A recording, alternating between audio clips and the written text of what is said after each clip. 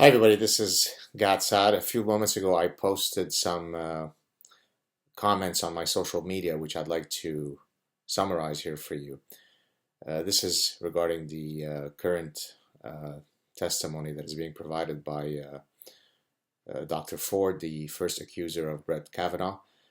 I wanted to raise two issues, both of which are strongly supported by history and certainly by science, that may offer an explanation as to why Dr. Ford might be perfectly honest in her reporting of her account and yet be perfectly and fully incorrect. So if we exclude for a moment the possibility that this is all part of a duplicitous ploy, so let's put that aside. Let's presume that she is perfectly honest in her beliefs.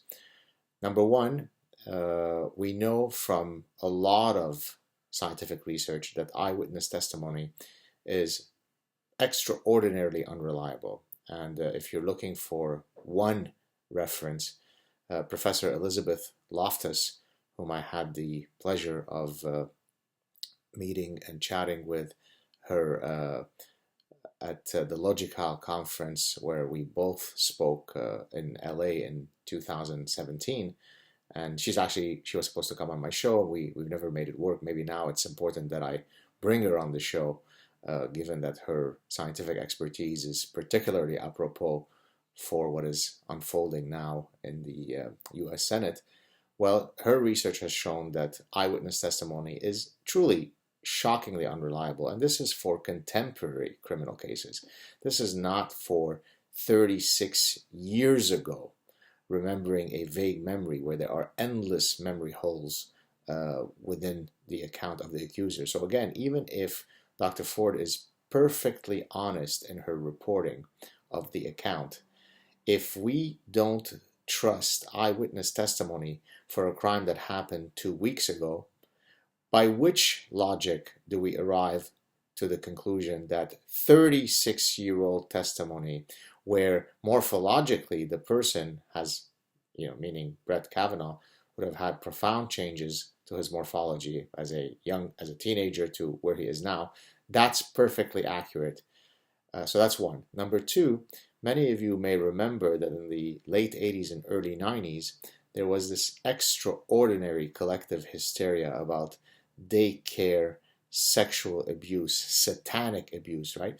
Every single daycare in North America was apparently run by Satanist cultists who specialized in the gang rape of children. And I mean, truly, it was extraordinary because it was basically an epidemic. And of course, we found out that it was all absolute nonsense. Now, it was nonsense not because all of the children who testified and all of the adults who propelled them to testify were all dishonest, duplicitous, evildoers.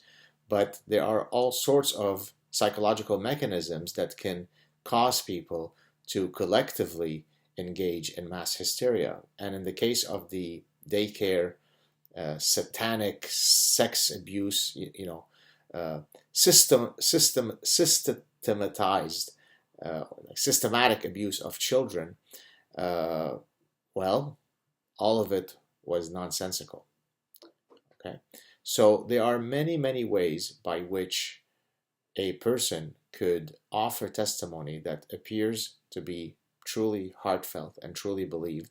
As certainly, I didn't really get to watch much of it this morning, but I watched her opening testimony. This is Dr. Ford, and she certainly seemed like she was full of anguish. And now we don't know what the source of the anguish. It could be just that she's scared to be, propelled into the spotlight. But whatever it is, we certainly can tell that she's full of anguish. That anguish could truly be because she felt as though she is recounting a story that happened to her, and she fully believes it, and yet she can be perfectly incorrect. Now, in a just system, the reason why we set the evidentiary bar, the evidentiary threshold so high, is precisely because of the old maxim that it is better to let 100 guilty people go free than to have one innocent person found guilty. So then the question that I would ask you, and again, don't hit me with that, this is not a criminal proceeding. Is there enough doubt in the current story, not only based on the details of the story, but based on just the science that I've offered you, that suggests that we may have not reached a threshold where we should be sufficiently convinced that this guy did it? If your answer is yes, there is enough evidence that we cannot know whether he did it or not, there is enough reasonable doubt here, then the answer has to be clear. And if you don't believe that, if you're willing to turn your moral compass, your moral ethical compass that drives your sense of judicial fairness off because of your ideological tribalism, then you need to check your conscience. Have a good day, everybody. Cheers.